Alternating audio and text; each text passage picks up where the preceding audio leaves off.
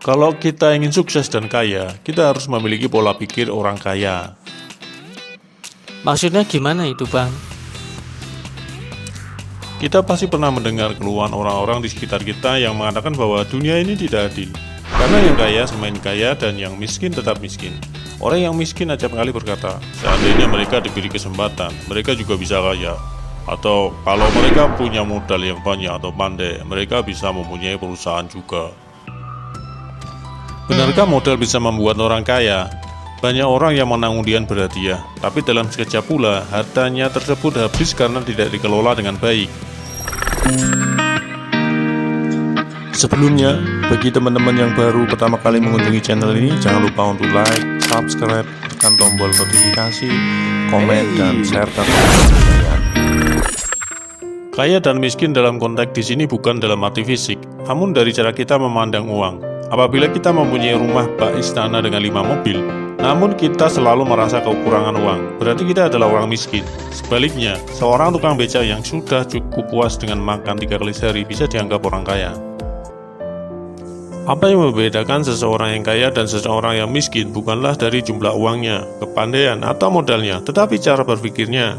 Orang-orang terkaya di dunia melihat uang sebagai kemerdekaan dan kesempatan, bukan sebagai akar dari kekacauan. Kita sering berpikir bahwa uang adalah akar dari kekacauan atau malapetaka. Agar kita memiliki pola pikir orang kaya, mari kita dalami pola pikir orang kaya tersebut. Wah, mau ngapain kamu malam-malam begini? Mau buat kopi ya? Nyalain lampunya dulu itu. Memiliki pola pikir orang kaya. Gimana itu ya? Kopinya saya taruh meja ini ya, Bang. Oke. Jadi kita harus memiliki pola pikir orang kaya. Agar kita memiliki pola pikir orang kaya, akan saya jelaskan pada paparan berikut ini. Yang pertama, tabungan. Orang miskin berpikir menabung di tempat yang aman. Orang kaya berpikir investasi di tempat yang nyaman. Tempat menabung yang aman menurut orang miskin adalah tempat yang paling sering didengar keberadaannya, paling banyak cabangnya, paling besar gedungnya, bunganya stabil, dan bisa memberikan jaminan keamanan apabila terjadi sesuatu. Sementara itu, tempat menabung yang nyaman menurut orang kaya adalah tempat yang tidak banyak diketahui orang, berisiko tinggi, pendapatannya naik turun setiap saat, dan perlu keahlian khusus untuk mengelolanya. Prinsip orang miskin di sini adalah safe risk, stable return, sedangkan orang kaya adalah high risk, high return. Yang kedua, penghematan dan pendapatan. Orang miskin sangat mematuhi aturan, jangan sampai besar pasak daripada tiang. Artinya seandainya pendapatan kita 1 juta rupiah, sedangkan pengeluaran kita 1,5 juta rupiah, maka sebisa mungkin pengeluaran ditekan hingga 800 ribu rupiah. Artinya, masih sisa 200 ribu rupiah untuk ditabung.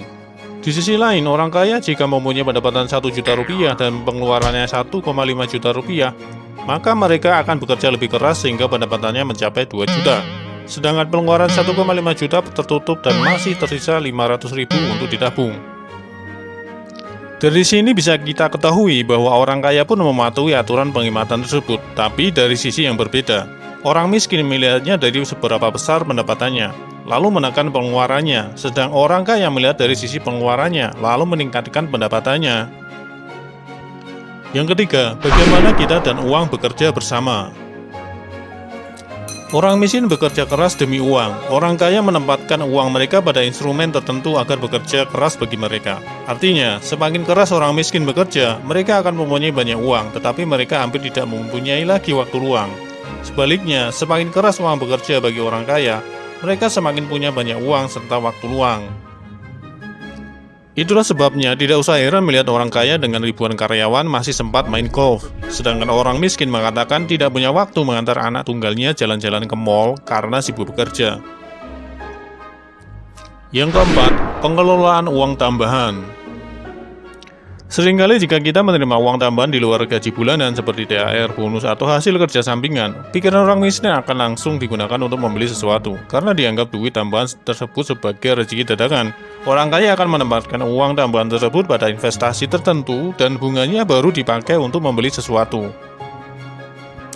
Tiga hal yang berperan di sini adalah waktu, modal awal, dan bunga. Orang miskin dari segi waktu lebih cepat memperoleh barangnya, namun modal awalnya habis dan tidak memperoleh bunga. Sebaliknya, orang kaya lebih bisa menahan diri untuk membeli barang dalam waktu yang lebih lama, namun modal awalnya masih ada, karena pembelian dilakukan dengan bunga.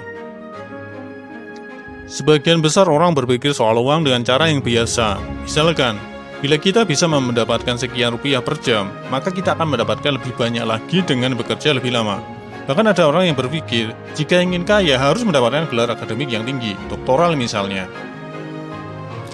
Orang-orang terkaya di dunia justru berpikir, cara menjadi kaya adalah dengan memberi jalan keluar bagi orang banyak, dengan memberikan ide.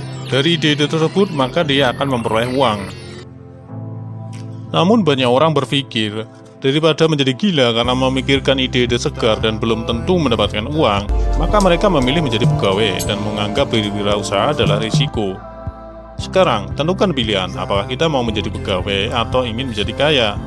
Jika ingin berdamai dengan risiko, maka jadilah pegawai. Tetapi, jika ingin menaklukkan risiko, maka segeralah bergerak untuk menjadi kaya.